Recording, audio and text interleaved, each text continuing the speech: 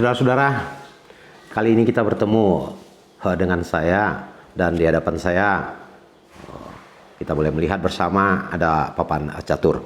Dan dalam kesempatan ini saya tidak bermaksud hendak membicarakan seputar polemik ya tentang catur, sebagaimana yang kita ikuti bersama akhir-akhir ini begitu viral ya antara woman grandmaster yaitu Iren Karisma Sukandar yang berlawanan dengan Dewa Kipas alias Dadang Subur.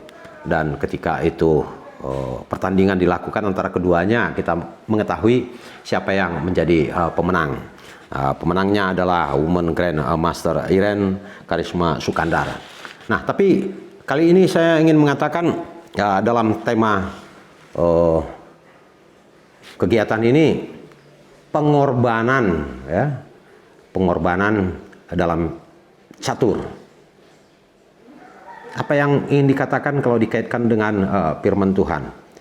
Nah, saudara-saudara, di hadapan saya katakan ada papan catur terdiri dari pion.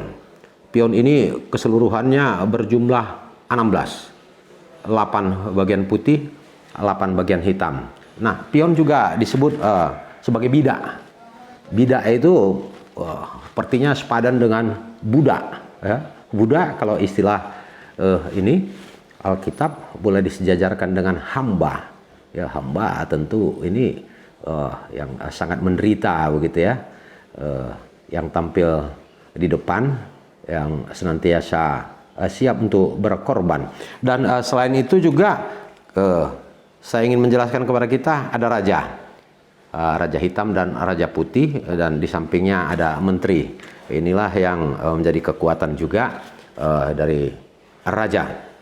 Dan selain itu ingin saya sampaikan kepada kita bahwa pada catur ini juga ada gajah ya. Gajah itu yang disebut dengan istilah bishop ya, ini dia ya. Ini ada dua tetap mendampingi raja dan menteri. Lalu ada kuda ya. Kuda ini juga mempunyai kekuatan yang luar biasa, dan jalannya juga ya seperti melakukan huruf L seperti itu. Dan terakhir ada benteng kekuatan yang luar biasa. Nah, apa yang ingin saya katakan dari permainan catur ini? Nah, apa yang disebut dengan pion? Ini untuk langkah awal dia dapat melangkahkan 2 langkah ya, permainan pertama, dan untuk selanjutnya dia hanya terus ya mengikuti jalannya itu lurus ya. Lurus seperti itu.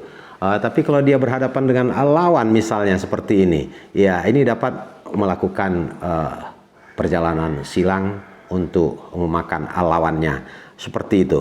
Nah, yang menarik dari papan catur ini yang ingin saya katakan tentang keberadaan Tuhan kita Yesus Kristus.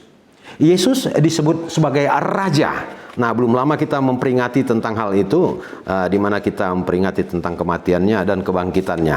Banyak ya nats dari Alkitab yang mengatakan bahwa dia adalah Raja. Nah, semisal saya membacakan kepada kita apa yang tertulis dalam kitab Yohanes pasal 12 ayat 13 hingga 15. Mereka mengambil daun-daun palem dan pergi menyongsong dia sambil berseru, Hosiana, diberkatilah dia yang datang dalam nama Tuhan, Raja Israel. Ya. Baru Yesus menemukan seekor keledai muda, lalu ia naik ke atasnya seperti ada tertulis, jangan takut, hai putri Sion, lihatlah rajamu datang. Nah, orang banyak ya mengungkapkan keberadaannya, mengatakan bahwa dia adalah raja, dan Yesus sendiri juga mengatakan bahwa dirinya adalah raja. Jangan takut hai putri Sion, lihatlah rajamu datang duduk di atas seekor anak keledai. Banyak lagi nas lain yang mengatakan bahwa dia raja. Misalnya Yohanes 18 ayat 37. Maka kata Pilatus kepadanya, jadi engkau adalah raja? Jawab Yesus, engkau mengatakan bahwa aku adalah raja. Untuk itu aku lahir, dan untuk itulah aku datang ke dalam dunia ini, supaya aku memberi kesaksian tentang kebenaran. Setiap orang yang berasal dari kebenaran mendengarkan suaraku. Nah, luar biasa ya, raja yang juga disandang oleh Yesus. Tapi anehnya, ya, suatu yang bertolak belakang.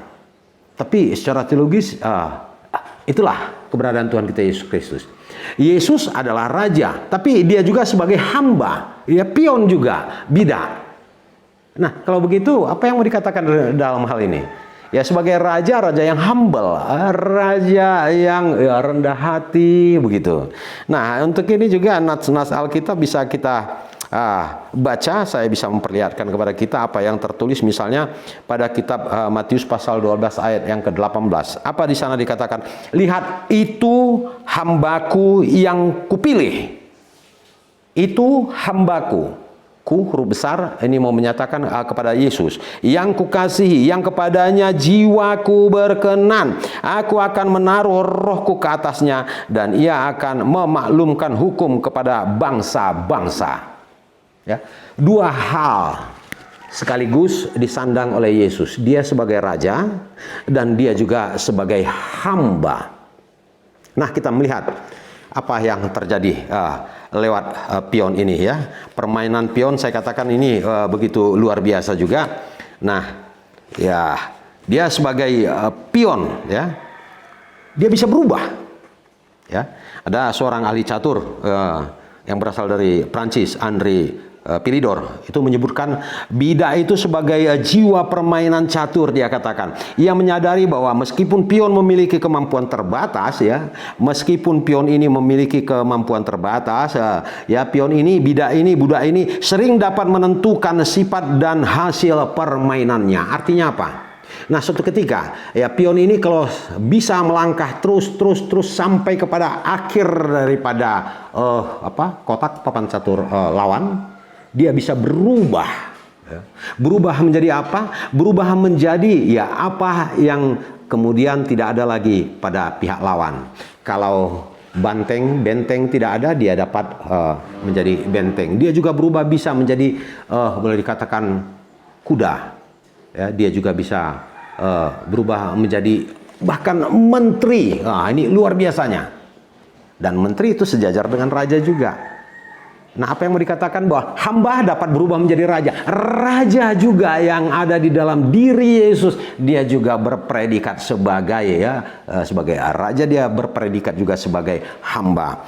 Nah, kita melihat, ya, kita menyaksikan peringatan yang baru saja terjadi ketika Yesus disalibkan.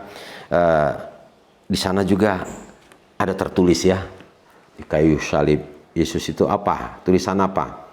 INRI, ya, Yesus Nazaremus Rex Yudean. Apa yang mau dikatakan dengan tulisan itu? Yesus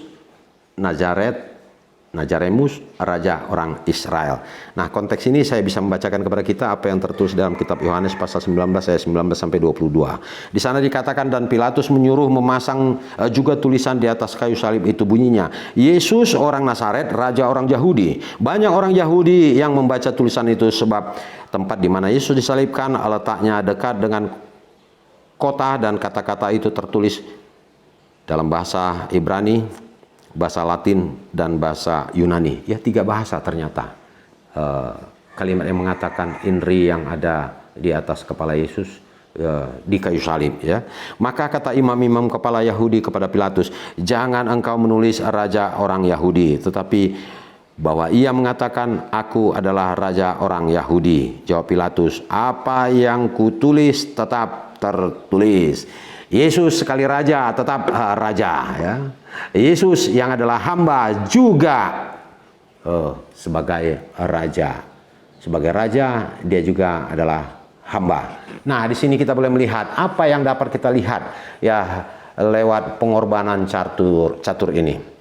Bapak, Ibu, dan saudara-saudara yang dikasihi oleh Tuhan kita Yesus Kristus, bagaimana kita bisa merendahkan diri, menampilkan hidup kita, ya, dalam tampilan yang, ya, memang humble seperti itu, ya, humble, yang merendahkan diri. Jangan pernah menyombongkan diri, ya, tapi merendahlah. Nah, sebab orang yang merendahkan dirinya akan ditinggikan. Tapi sebaliknya, apa yang dikatakan oleh Tuhan kita, yang meninggikan diri akan direndahkan.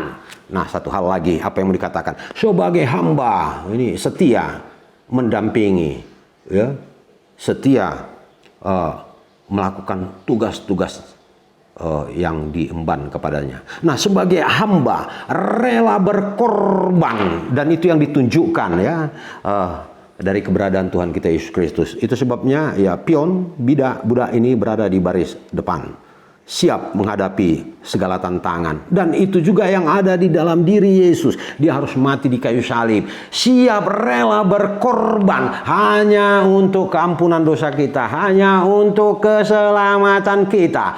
Ya, kiranya pengorbanan lewat permainan catur bisa kita kenakan dalam kehidupan kita, sehingga dalam kehidupan ini kita juga siap berkorban untuk melakukan kebaikan-kebaikan. Kita juga boleh menampilkan diri kita apa adanya, secara humble merendahkan diri di hadapan Tuhan. Tuhan memberkati. Ya, sampai jumpa pada judul-judul berikutnya. Terima kasih.